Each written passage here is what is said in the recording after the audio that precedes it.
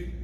Hey everybody, this is week 3 West Coast Swing Intermediate class, via Dance Sport, and we are in April 2024. We talked about switching hands, different ways to doing it, and talking about spicing up some of our basics, making it a little bit more than what it is. So we obviously the sugar push, we went over the sugar push with the inside turn. That it wasn't that when we slide to the side and back. This is taking it directly to her halo. And then we talked about like a roll in and roll out stuff. Like since we have this hand, I can do a passing, left side pass, roll in and roll out, or I can even keep it to one side, which that's what we did. And then obviously a left side pass, but with the leads rotating.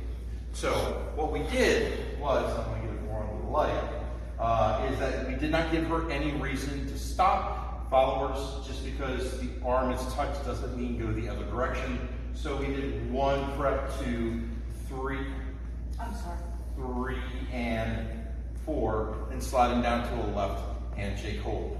So 1, 2, 3 and 4, 5 and 6.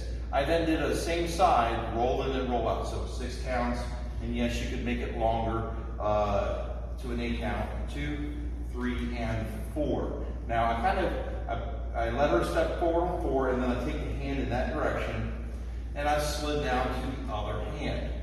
From that point, with that right handshake hold, I then did a left side pass, returning and going to the outside of that connection. So all together, I'll do it the whole way through. 1, 2, 3 and 4, 5 and 6. 1, 2, 3 and 4, 5 and 6.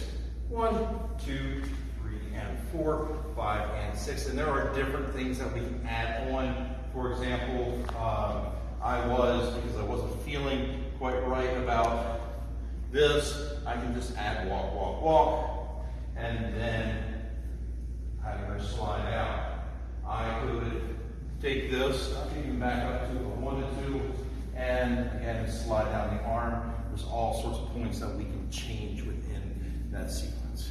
Thank you, and thanks for coming out.